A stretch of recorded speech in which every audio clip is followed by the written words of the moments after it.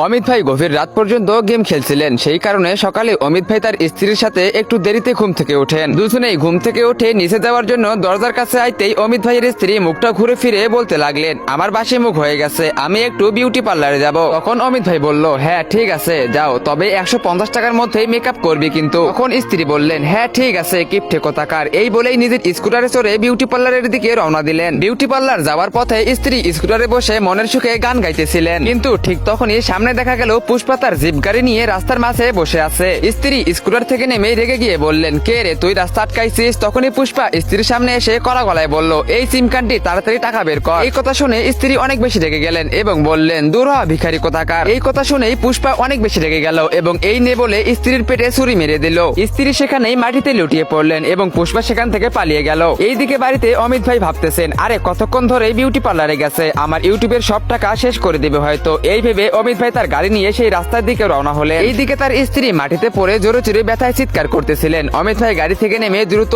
স্ত্রীকে কোলে তুলে নিয়ে হাসপাতালের দিকে রওনা হলেন। গাইস, আমি ইদানিং শুনতেছি যে ফ্রি ফায়ার থেকে নাকি পাবজি প্লেয়াররা অনেক বেশি বেড়ে গেছে। তো আজকে আমি এটাই দেখবো। তোমাদের কোনো কিছুই করতে হবে না। তোমরা যদি ফ্রি ফায়ার খেলে থাকো এবং ফ্রি ফায়ারকে ভালোবেসে থাকো তবে অবশ্যই ভিডিওতে লাইক করে চ্যানেলটিকে সাবস্ক্রাইব করে দাও। আর পাবজিকে ভালোবাসলে কমেন্ট বক্সে কালো লাভ দাও এবং ফ্রি ফায়ারকে ভালোবাসলে লাল লাভ দাও। আমি দেখতে চাই কার অডিয়েন্স সব থেকে বেশি। হাসপাতালে ডাক্তার নার্সরা স্ত্রীকে পরীক্ষা করলেন। তারপর এক নার্স অমিত ভাইয়ের কাছে এসে বললেন, চিকিৎসার জন্য 1 কোটি টাকা লাগবে। অমিত ভাই বললেন, হ্যাঁ ঠিক আছে, আমি টাকা নিয়ে আসতেছি। এই বলে তিনি বাইরে গিয়ে গাড়িতে বসলেন এবং টাকার খোঁজে বেরিয়ে পড়লেন। অমিত ভাই সোজা আজ্জু ভাইয়ের বাড়িতে গেলেন। গাড়ি থেকে নেমে বাড়ির কলিং বেল বাজাতেই আজ্জু ভাই কে রে বলতে বলতে অমিত ভাইয়ের সামনে এলেন। তখন অমিত ভাই কাঁদতে কাঁদতে বললেন, আমার স্ত্রীকে এক গুন্ডা মেরেছে, চিকিৎসার জন্য 1 কোটি টাকা লাগবে। আজ্জু ভাই তখনই মুখ ফিরিয়ে নিয়ে বললেন, দূর হয় এখান থেকে, কে রে তুই, আমার কাছে কোনো টাকা পয়সা নেই। এই বলে তিনি ভিতরে চলে গেলেন। অমিত ভাইও সেখান থেকে চলে আসতেছিলেন, কিন্তু তার হঠাৎ করে সন্দেহ হলো, শালা এত বড় লোক অথচ বলতেছে 1 টাকা নেই। তিনি লুকিয়ে আবার আজ্জু ভাইয়ের ঘরে ঢুকলেন। সেখানে গিয়ে দেখলেন আজ্জু ভাইয়ের সামনে 2-3 কোটি টাকা রাখা আছে। আর আজ্জু ভাই অপমানে বলতেছে, কোথা থেকে যে এসব ভিখারি চলে আসে কে জানে। এই কথা শুনে অমিত ভাইয়ের খুব খারাপ লাগলো। ঠিক তখনই আজ্জু ভাই অমিত ভাইয়ের দিকে তাকালেন। অমিত ভাই খুব মন খারাপ করে বললেন,